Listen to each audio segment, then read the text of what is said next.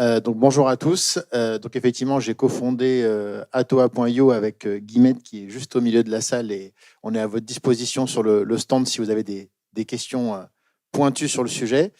Effectivement, nous on s'est attaqué au sujet de la tokenisation immobilière en utilisant un outil juridique qui est la fiducie sûreté, qui pour nous assez inexplicablement est un outil qui s'est beaucoup développé chez nos voisins. En Allemagne et en Suisse, c'est très répandu.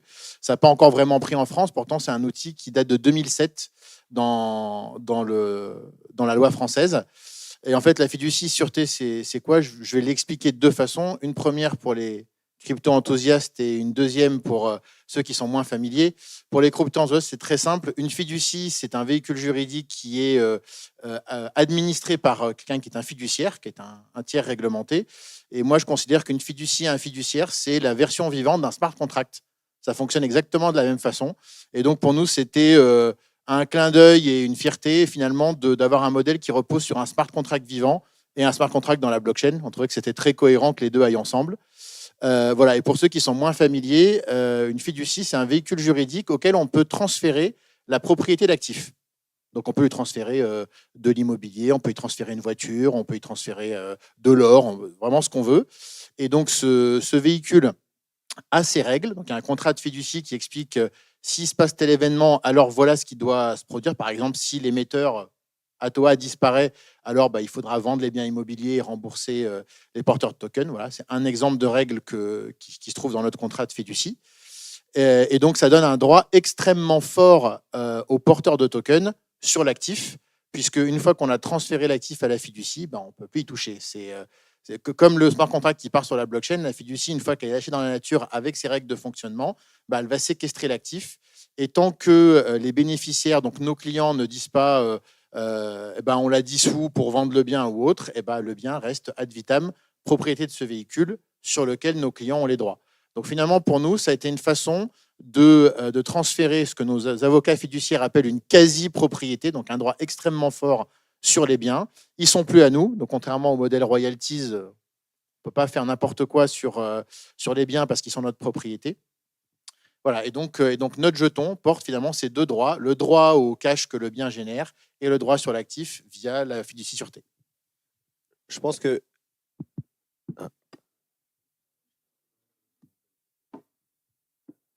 c'est bon, parfait.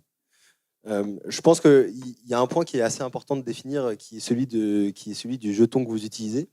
Donc juste pour clarifier, pour que ce soit clair pour tout le monde, aujourd'hui on a deux types de jetons. Alors les NFT sont un peu à part, mais c'est des jetons. On a d'un côté les utility tokens, donc qui sont des jetons de service, des jetons d'utilité. Bitcoin est un utility token. Tous les jetons d'ICO sont des utility tokens, donc c'est ceux qui vont être utilisés à l'intérieur d'un écosystème qui vont pouvoir faire office d'échange et avoir une valeur marchande. De l'autre côté, on a les security tokens qui, pour les définir le plus simplement possible et de la manière la plus compréhensible possible, ce sont des tokens qui encapsulent un sous-jacent. Alors le sous-jacent, il peut être immobilier, ça peut être de la dette, ça peut être un produit financier. Mais en tout cas, on a ces deux types de tokens et du coup qui ne sont pas du tout les mêmes d'un point de vue de la loi. On a d'un côté un crypto-actif, donc qui est born and raised sur la blockchain, et de l'autre, on a un actif qui est sur la blockchain, mais qui vient du monde réel et qui doit répondre à un certain nombre de règles. Et vous avez aussi essayé d'innover sur ce sujet-là. Alors, c'est tout à fait exact.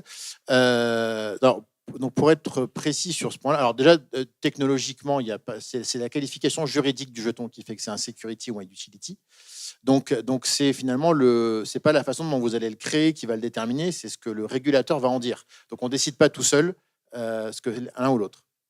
Juste pour ceux qui ne sont pas familiers du terme, retenez qu'un token ou un jeton qu'on appelle utility, il donne droit à un service, alors qu'un jeton qui est un security, il donne droit à un titre comme un prêt ou une action, une obligation. Vous voyez, c'est un usage d'un côté, et de l'autre côté, c'est un titre. C'est pour ça qu'on parle de security, qui est anglais, pour dire que c'est un titre, une action, une obligation.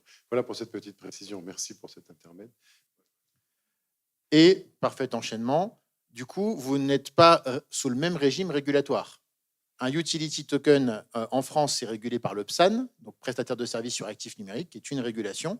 Si vous émettez un security token, vous êtes régulé par la régulation du sous-jacent. Si votre security token embarque une obligation, la régulation qui s'applique à vous, c'est celle des obligations. Il n'y a pas de régulation particulière parce que c'est dans un security token. Si c'est une action, même chose. Voilà. Donc, les deux sont régulés, mais pas sous le même régime. Et donc, nous, on a voulu construire un utility token parce que ça nous amène de 2-3 petites choses que je vais vous expliquer. Et donc, qu'est-ce qui nous permet d'aller demander que ce soit considéré comme un actif numérique?